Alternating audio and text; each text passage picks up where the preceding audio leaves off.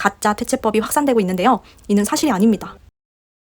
가난했던 옛날이나 있었다는 빈대가 최근 전국에서 발견되고 있어 떠들썩합니다. 빈대는 피를 빨아 생명을 유지하는 모기와 같은 곤충이에요.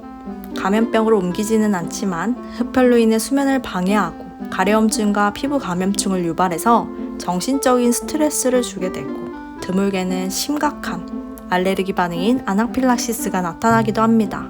이런 빈대에 대한 공포로 출몰 지역을 확인할 수 있는 빈대 맵까지 생겨났어요.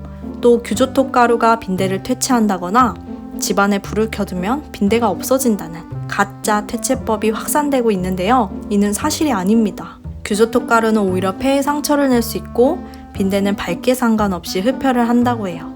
이렇게 빈대에 대한 가짜 퇴치법이 확산되고 있어 정부에서는 빈대 특성과 방제 방법을 알리고 확산 방지를 위해 빈대 정부 합동대책본부까지 가동했습니다. 여러분들께서 정확한 정보와 대처법을 알고 안전한 주거 환경에서 생활하시기를 바라는 마음에 빈대가 무엇인지, 어디에 서식하는지, 어떤 조치를 취해야 하는지, 물리면 어떻게 되는지에 대해 알아보겠습니다.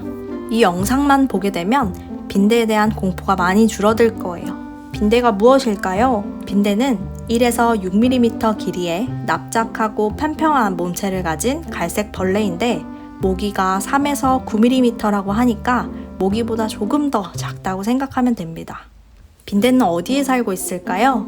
야간에 수면 중인 사람을 흡혈하기 위해 잠자는 근처 가구나 침대, 벽 틈과 같은 공간에 숨어 있다가 흡혈을 해요. 허락 없이 집에서 살 거라면 집세라도 내줬으면 좋겠습니다. 빈대가 있는지 확인하려면 어떻게 해야 할까요?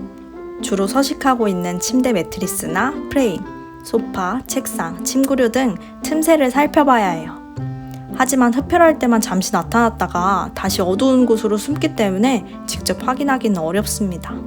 빈대의 배설물에는 누린내나 곰팡이 냄새가 나기 때문에 배설물이나 탈피각 등의 흔적을 찾는 게 더 효율적일 수 있어요. 만약 여러분의 눈앞에 빈대가 나타났다면 이때는 테이프나 휴지로 눌러 죽이고 이외 물리적인 방제와 화학적인 방제를 병행해야 효과적으로 없앨 수 있습니다. 물리적인 방제로는 진공청소기를 이용해 서식 장소를 꼼꼼히 청소하고 흡입된 내용물은 봉투에 밀봉해서 폐기해야 합니다. 빈대는 50도 이상의 고온에 취약하기 때문에 스팀 고열로 서식 장소에 분사하고 옷, 커튼, 침대 커버 등의 오염된 직물은 건조기로 소독합니다. 빈대 잡으려다가 초가삼간 태운다는 속담 많이 들어보셨죠? 비유적으로는 손해볼 것을 생각하지 않고 덤비는 경우를 말하지만 빈대가 고온에 취약하다는 것을 연결지어 기억하기 좋을 것 같습니다. 화학적 방제로는 빈대 서식처를 확인한 후 환경부에서 허가한 살충제로 처리하거나 방역업체에 의뢰하는 게 좋아요. 일반적인 약제는 면역이 있어 도움이 안 된다고 합니다. 방제한 후 1에서 2주 후에 서식처 주변을 다시 확인하고 또 발견된다면 추가 방제를 해야 해요. 이렇게 빈대를 없애려고 노력했지만 이미 빈대에 물렸다면 어떻게 될까요? 빈대에 물리면 모기와 물린 것과 비슷한 붉은 반점과 가려움증이 나타납니다. 주로 옷에 가려지지 않는 팔, 손, 목, 다리 등의 부위를 물고 혈관을 잘 찾지 못해서 두세 곳을 연달아 물어 일렬이나 원형의 자국이 생긴다고 합니다. 차라리 모기가 착하다는 생각이 드는 건 저뿐일까요? 이러한 증상은 물리고 빠르면 1일에서 14일 이후까지도 나타나고 5일 정도 지속돼요. 빈대에 물렸을 때는 물과 비누로 씻고 가볍더라도 물린 부위를 긁지 않아야 합니다.